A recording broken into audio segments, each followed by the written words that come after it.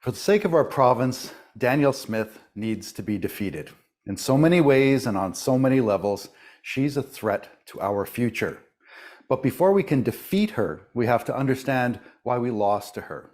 Put simply, the UCP beat us because we failed to attract the support of enough ordinary working Albertans. We won among university-educated middle-class voters, but we lost among working-class voters with high school, college, and trades education. This is not unique to Alberta. It's the same thing that's happening with Pierre Poilievre at the national level and Donald Trump in the United States. They're taking legitimate worker anxiety and turning it into anger for their own political purposes. Under Rachel Notley's leadership, we New Democrats built an impressive coalition. But that coalition has a hole in it. Workers are the missing piece. I threw my hat into the ring to become NDP leader because, as the president of Alberta's largest worker advocacy organization, I think I know how to bring working people back to the NDP. We have to offer hope instead of anger. We have to provide solutions instead of scapegoats. And most importantly, it's not enough for us to tell working Albertans that the NDP is the real Workers' Party. We have to show them. Last week, I said the first thing we need to do to win more worker support is to have a clear plan for the economy. In particular, I said we need to embrace Biden and Lougheed-style government-led industrial policy to pivot our economy towards the future. Working Albertans know that change is coming, and they know that it's better to plan for that change than stick our heads in the sand and be left behind. We need to be the party with a plan to manage change in the economy. We need to be the party with an economic roadmap to ensure our continued prosperity in a changing world. That's the first strategy to bring working Albertans back from the UCP and fill the missing piece in our coalition. Today, I'm unveiling the second strategy to win over workers, fill the hole in our coalition, and defeat the UCP in the next election. Put simply, we have to commit to giving all Alberta workers a raise. The UCP is the party of wage stagnation and wage suppression. We have to become the party of wage growth. One of the big reasons working Albertans are increasingly anxious and stressed is because their wages have not kept up with the rising cost of living. The costs for things like groceries, gasoline, power, insurance, housing have all increased dramatically, but wages have not followed suit. In fact, Alberta under the UCP has seen both the highest inflation among Canadian provinces and the slowest wage growth. It's critically important for voters to understand that slow wage growth is, in many ways, a policy choice by government.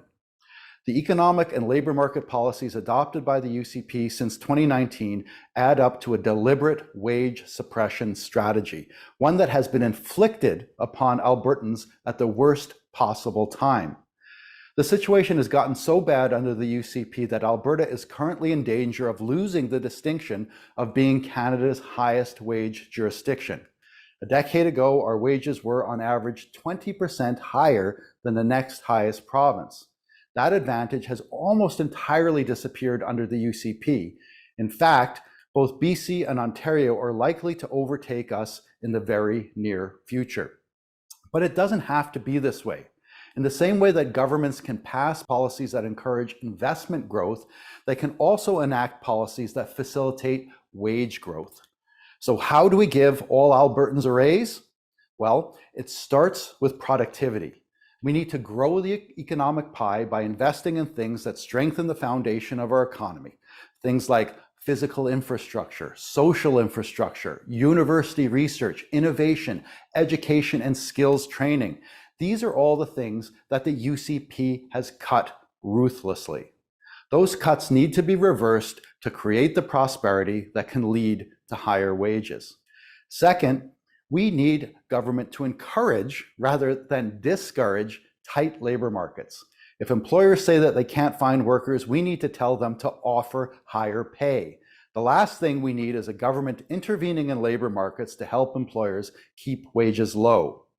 Third, and perhaps most importantly, We have to recognize that a strong economy and tight labor markets are not always enough to ensure rising wages. If labor laws and regulations are stacked against workers, the wealth generated by their labor can still go disproportionately to their bosses.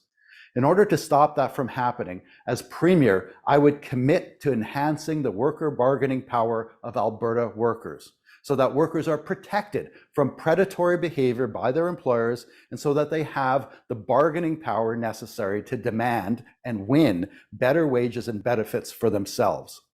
The suite of policies and protections that I would enact would include the following: a higher minimum wage that's adjusted annually for inflation, because the minimum wage should be a floor that holds us all up, as opposed to an anchor that drags us all down, as it has become under the UCP. I would also introduce laws that facilitate rather than discourage unionization, because the best way to give workers a decent wage increase is to give them more power to negotiate those wage increases for themselves. I would also introduce an end to the practice of double-breasting in construction, because allowing construction employers to use this practice of double-breasting to avoid unionization has suppressed wages in the sector for literally generations, and it needs to stop. I would also enact what I'm calling a gig workers' bill of rights, and I would introduce sectoral bargaining in the low-wage service and retail sectors to enhance protection and bargaining power for our most vulnerable workers. I would also follow BC and Manitoba's lead and use government procurement policy to ensure that public money spent on government contracts would be used to support local unionized firms that pay good wages and keep the work in the province. And finally, I would properly value public sector workers instead of constantly trying to screw them over like the UCP does. Specifically, I would budget for at least annual cost of living increases for all public sector workers, because Albertans understand that we won't be able to attract and retain nurses, teachers, educational assistants, and other crucial public sector workers if their wages are continually falling behind inflation. I'd like to conclude this morning with 3 closing thoughts. First, the best way to help Albertans cope with the rising cost of living is to make sure that their wages at least keep up with inflation. The Alberta NDP can win the next election by committing to give Albertans the kind of wage increases they desperately need to cope with the rising cost of living. Second, high wages are good for workers, and they're good for the economy. Workers with money in their pockets can better support their families, but they also have more money to spend in the provincial economy. As former American President Franklin Delano Roosevelt said, the best friend of business is a well-paid worker. We would make that happen here in Alberta. Third and finally, high wages can and should be an explicit goal of government. No apologies, no hesitation. By challenging the UCP on the issue of wages, we can flush them out and prove that they are not really a party for workers. In that way, championing high wages isn't only good policy, it's also good politics. This is one of the ways that we can win workers over, fill the missing piece in our coalition, and defeat the UCP and make our province a better place to live, work, and raise a family. Please support me in my vision. Let's win by being the worker-friendly party that our province needs. Well, that's it. We have a vision for building a better province by electing a worker-friendly government. But before we do that, we actually have to win workers back to our coalition. So we've identified the problem, we're offering a solution, and that solution will allow us to build a winning coalition that's necessary to beat the UCP in 2027. So please join us. If you have any questions, visit our website, gilforalberta.ca.